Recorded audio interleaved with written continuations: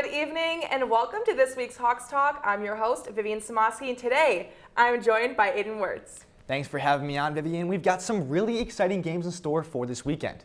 The NCAA tournament is almost at a close, and today we'll be giving you updates on all the action and the teams continuing to fight for the biggest prize in NCAA basketball. Well, I had high hopes for my brackets this year. It only took me a couple of games for my whole predictions to completely fall through. With only 3 games left in the tournament, these matchups prove how this is March. You don't always have to be ranked highest to make it the farthest. You definitely don't, and my bracket as well did not fall through either. Iowa had them going far, but you know how that turns out. Going back to the Sweet 16 games, the final 2 number 1 seeds, Houston and Alabama, could not make it very far and keep their journeys alive. As Alabama fell to 5th seed San Diego State, 71-64, and Houston lost big to Miami, 89-75. Believe it or not, this was the first Elite Eight in tournament history with no 1 seeds remaining. UConn blew out Gonzaga by a score of 82-54, and Florida Atlantic has kept their run alive in the Cinderella story after defeating Kansas State 79-76.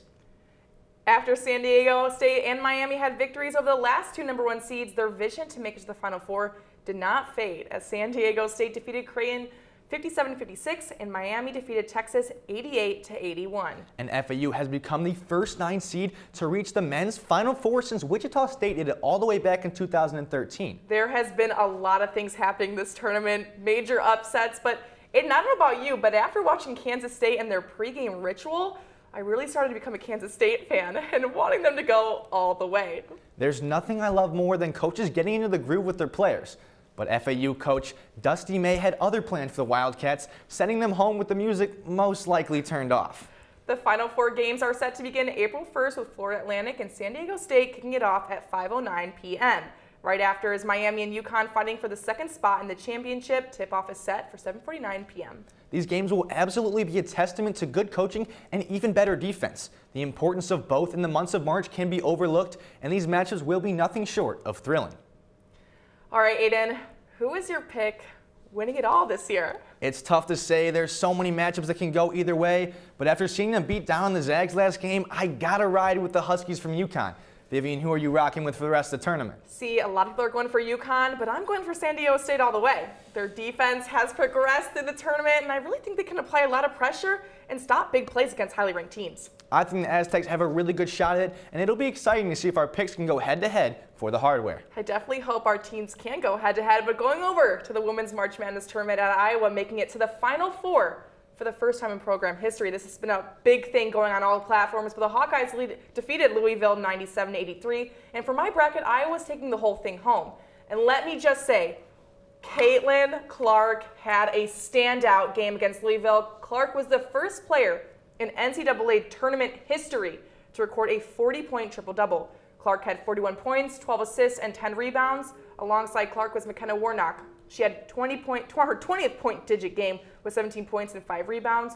Right behind her was Gabby Marshall. She had 14 points and tied her season high with 4 steals. The whole Iowa team has such great chemistry, and after a performance like that from Clark, she got even more recognition than she could ever dream of as a young basketball player, with shoutouts ranging from Kevin Durant, Travis Scott, and even John Cena.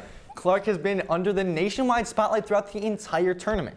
These Hawkeyes are really making it happen this year, and I know their eyes are on that national championship trophy. Gosh, the list goes on with Caitlin Clark. The whole world is talking about her, and people are saying if you aren't a women's basketball fan, start becoming one, because Caitlin Clark is changing women's basketball for literally everybody.